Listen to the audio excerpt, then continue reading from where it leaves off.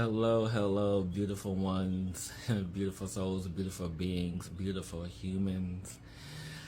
As we continue this journey and really understanding the sacred symbols of Mu, the next we move is the square. And I understand that sometimes these symbols may appear very elementary, and that's intentional because when you have children, when you have man who is not truly aware of the sacred energy that's around, you have to have things that are simple, things that are understood to allow them to begin to understand the simplicity, to have the foundation. And that's what the simplicity of these beginning shapes are. They are the foundation to more complex shapes, to really understand the heretic alphabet, the heretic language of Mu.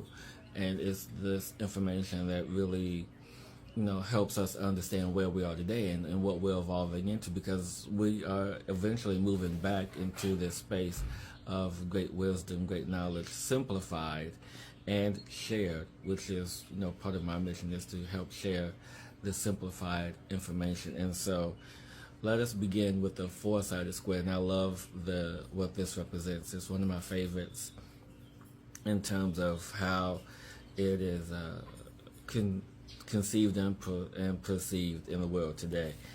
And with the four-sided square, it completes the trilogy of the first and second original of the sacred symbols, meaning that it completes and the trilogy of the circle and the triangle that we just talked about.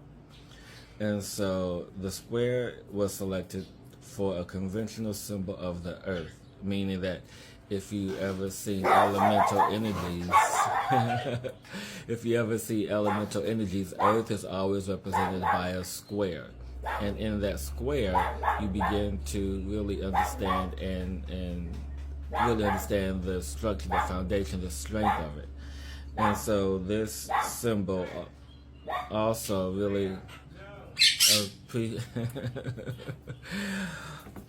this symbol also is the conventional symbol of Earth, as I just mentioned. And with that energy, the sun is the whole picture and the purpose of it. And the purpose of teaching this primitive symbol is for man to understand the four cardinal points, the four directions, north, south, east, west.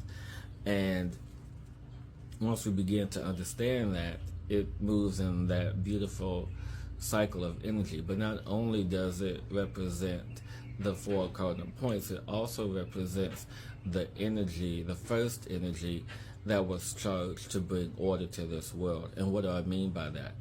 The creator consciousness charged four different elements, or four primary forces, to bring order to chaos.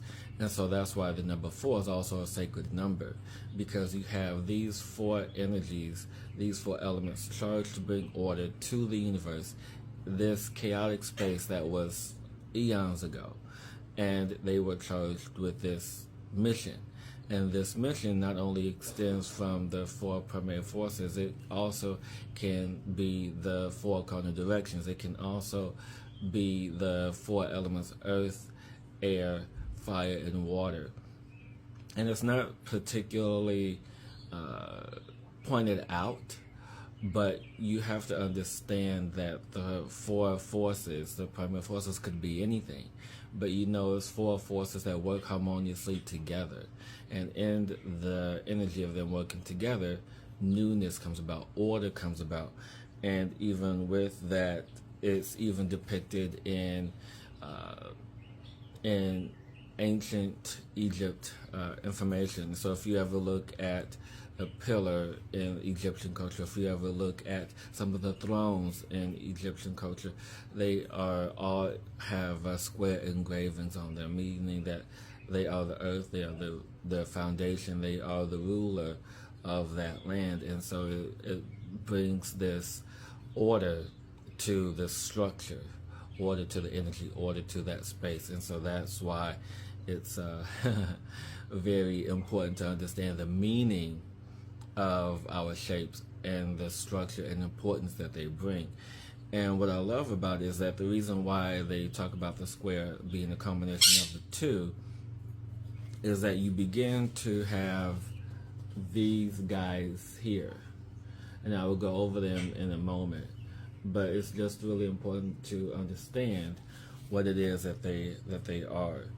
And with the information of understanding the square and what it truly means is that they are all surmounting triangles or surmounting squares. And the reason why you have the triangle with the square with the circle is the fact that you have the triune Godhead with creator consciousness energy. And that creator consciousness energy symbolizes the heaven, symbolizes that there is the triune Godhead. And then it goes on into really understanding the deity along with the four primary forces, which it just compounds into the information that we have. And it just continues to compound even more that the foundation here is earth, and the order and the heavens are in the triune is above. And so basically it's going to eventually go back to the space of as above, so below. So this is where this information, this wisdom begins to come from, is in this old space, this ancient space that not too many people have uncovered or talk about, because there's not really that foundational science in it. But if you go back to watch one of the interviews, the most recent one that I've done, we talk about how someone remote viewed into this space and began to validate some of this information that James Ward talks about.